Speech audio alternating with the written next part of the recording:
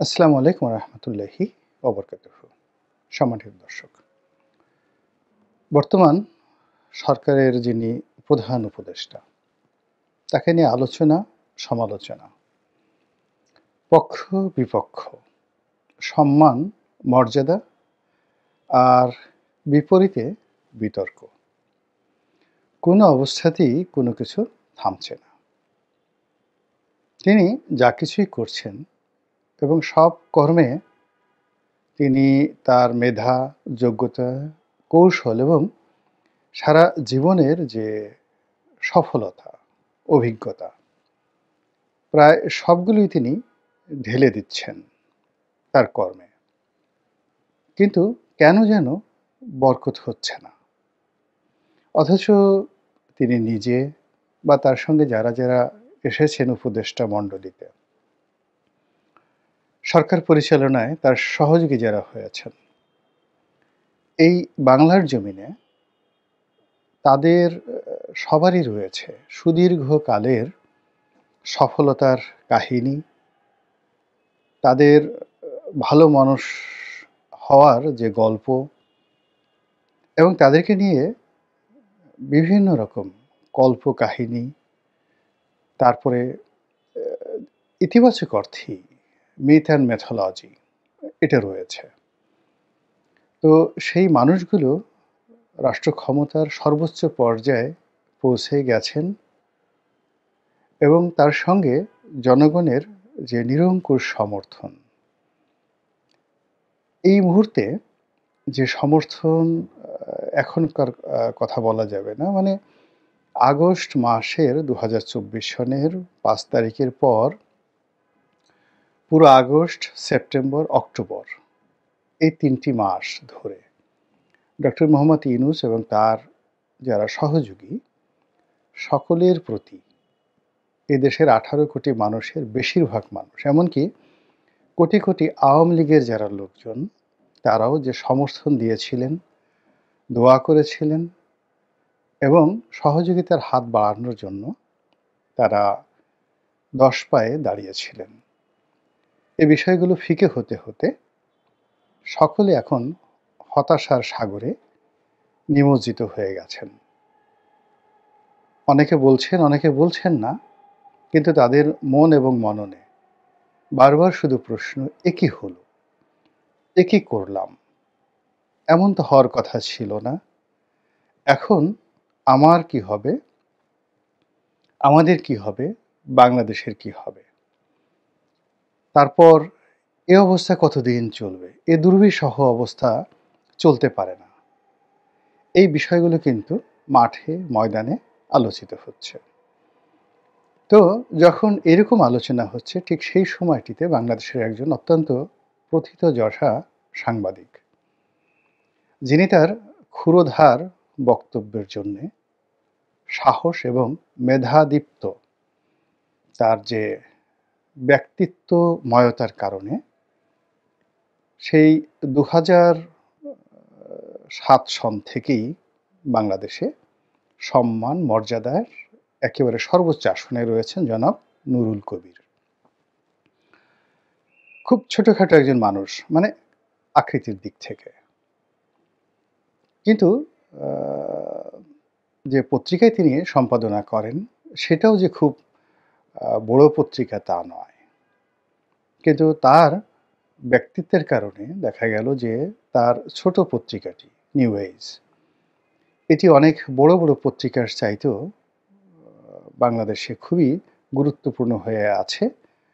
New age Nurul কবির, নুরুল কবির new age. তো যাই হোক, সেই নুরুল কবির সাহেব অতি সম্প্রতি ডক্টর মোহাম্মদ ইউনূসের একটা সাক্ষাৎকার নিয়েছেন।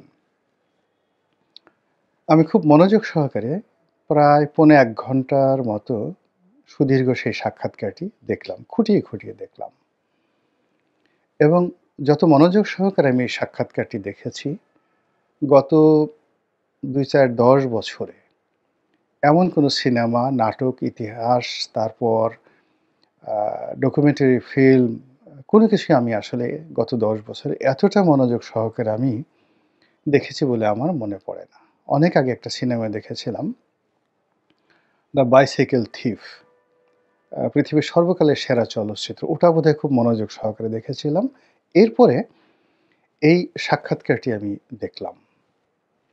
সাক্ষাৎকারটি দেখার পরে আমার যে অনুভূতি, সে অনুভূতি হলো ডক্টর মোহাম্মদ ইউনূস কথা বলতে গিয়ে তিনি জনাব নুরুল কবিরকে হয়তো আন্দাজ করতে পারেননি, বা তিনি সারা জীবন পৃথিবীর বড়, বড় সংবাদপত্র, সাংবাদিক তাদেরকে যেভাবে মোকাবেলা করেছেন, কথাবার্তা বলেছেন, বাংলাদেশের 'প্রথম আলোর' মতিউর রহমান, তারপর এরপর মাহফুজ আনাম, ডেইলি স্টার, উনাদের মতো যারা বাংলাদেশে খুবই প্রথিতযশা এবং সাংবাদিক হিসেবে, সংবাদপত্রের সম্পাদক হিসেবে নুরুল কবির সাহেবের চাইতে অনেক, অনেক যাকে বলা হয় আউটওয়ার্ডলি বেশ প্রভাবশালী। কিন্তু ব্যক্তি নুরুল কবিরের সঙ্গে এক টেবিলে বসে নীতি এবং নৈতিকতার কথা বলার মতো বাংলাদেশে যে দ্বিতীয় কোনো লোক সংবাদপত্র জগতে নেই, এই বিষয়টি সম্ভবত ডক্টর মোহাম্মদ ইউনূস আন্দাজ করতে পারেননি। ফলে জনাব নুরুল কবির যে সকল প্রশ্ন করেছেন, সে সকল প্রশ্নে তিনি অনেকটা দেবশিশুর মতো উত্তর দিয়েছেন। উত্তর শুনে মনে হলো যে এর চাইতে সরল স্বগোক্তি আর হয় না। এর চেয়ে ভালো মানুষ আর হয় না। আর নিজের অসহায়তাও, নিজের নির্লোভ মন মানসিকতা, যে তিনি যেখানে আছেন এটা নিয়ে তার কোনো লোভ নেই, লালসা নেই। পারলে তো আজকেই তিনি এই উপদেষ্টার বা প্রধান উপদেষ্টার পদ ছেড়ে তিনি চলে যেতে পারলে বেঁচে যান। এই জগৎটি তার কাছে খুবই আশ্চর্যজনক একটি জগৎ, ক্রিটিক্যাল একটি জগৎ মনে হয়েছে। এবং তিনি যেখানে ছিলেন, অর্থাৎ গ্রামীণ ব্যাংক, তার বিদেশে গিয়ে বিভিন্ন যে বক্তব্য দেন, যেটাকে বলা হয় মোটিভেশনাল স্পিচ, এবং অন্যান্য যে সকল সামাজিক ব্যবসা, 3-0 থিওরি, এগুলো প্রচারণা করাটা তার কাছে মনে হয়েছে আনন্দভুবন। তো তার এই সকল বক্তব্য শুনে তার প্রতি অনেকে আবার মোহগ্রস্ত হতে পারেন। সাধারণ যারা শ্রোতা, দর্শক, তারা সঙ্গত কারণেই বিভ্রান্ত হতে পারেন। কিন্তু অবাক করার ব্যাপার হলো যে তার ব্যাপারে যারা সিদ্ধান্ত নেবেন এই বাংলাদেশে, সেটা হলো যাদের বুদ্ধি আছে, যাদের ব্যাসাতি আছে, অর্থাৎ ব্যবসা বাণিজ্য আছে, যাদের ক্ষমতা আছে, লেখাপড়া আছে, এই মানুষগুলো তার এই বক্তব্য শুনে সবাই হতবিহ্বল হয়ে পড়েছেন এবং তাকে একজন খুবই জটিল প্রকৃতির মানুষ, খুবই হিসেবি, এবং তার সম্পর্কে যে কথাবার্তা, চিন্তা চেতনা করার ক্ষেত্রে অত্যন্ত সতর্কতা অবলম্বন করবে আগামী দিনের যেকোনো সিদ্ধান্ত নেওয়ার ক্ষেত্রে দেশের একটা বিশাল শ্রেণীর বুদ্ধিজীবী মানুষ। এর কারণ হলো অতি সরলতা, সরলতা নয়, অতি শিশুসুলভ যে চিন্তাভাবনা, কর্ম, এটি যাকে বলা হয় স্বাভাবিক নয়। খেলিছে ওয়ে বিশ্ব নিয়ে বিরাট শিশু আনমনে। সেই কবি নজরুল ইসলামের যে গান বিধাতাকে নিয়ে। এই পৃথিবীতে যারা বিধাতার প্রতিটি কর্মকে শিশুসুলভ মনে করেন, বিরাট শিশু মনে করেন, তাদের মতো নির্বোধ আর কেউ নেই, যিনি সারা দুনিয়া ঘুরে বেড়ান। টেকনাফ থেকে তেঁতুলিয়া নয়, ঢাকা থেকে ওয়াশিংটন, ওয়াশিংটন থেকে প্যারিস, প্যারিস থেকে জোহান্সবার্গ, এবং সেখান থেকে দিল্লি, দিল্লি থেকে রিয়াদ। সমস্ত রাজপ্রাসাদ থেকে শুরু করে ওই সকল এলাকার যে সকল ফাইন্যান্সিয়াল ইনস্টিটিউশন এবং যত সব ধুরন্ধর ব্যবসায়ী রয়েছেন এবং যত সব ধুরন্ধর বুদ্ধিজীবী রয়েছেন, তাদের সকলের সঙ্গে যিনি এক টেবিলে বসে তাদেরকে মুগ্ধ করে এসেছেন, সকল ধুরন্ধর মানুষকে তিনি মুগ্ধ করে এসেছেন।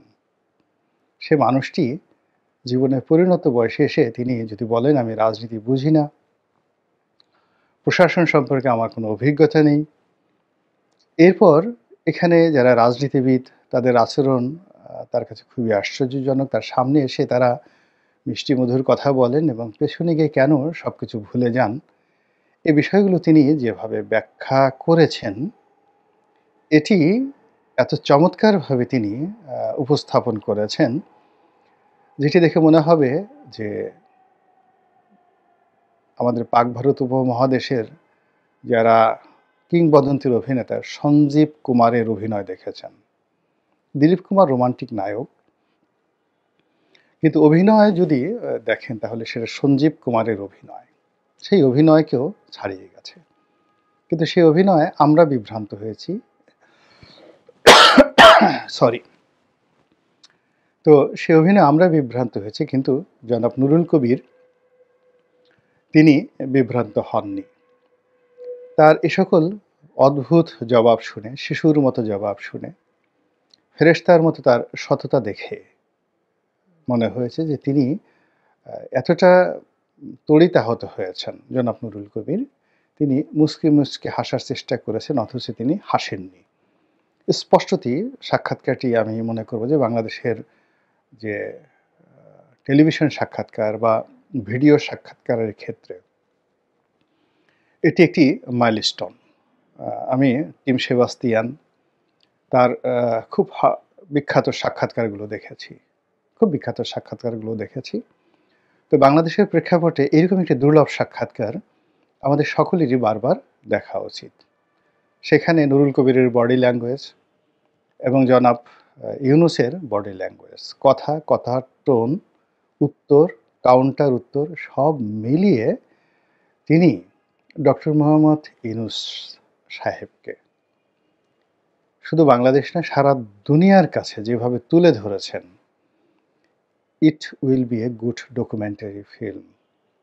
এটা আগামী দিনে শুধু বর্তমান নয়, অনেকের জন্য এটা ডকুমেন্টারি ফিল্ম হিসেবে এটি চিহ্নিত হবে।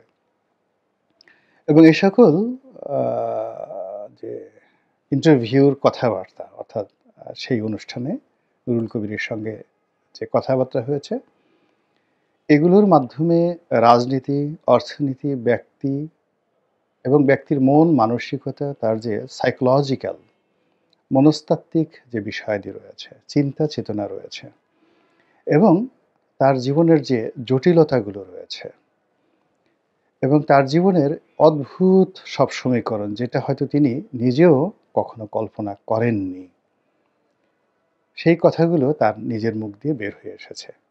জাস্ট কয়েকটা উদাহরণ দিই। তিনি বেশ চিন্তা ভাবনা করে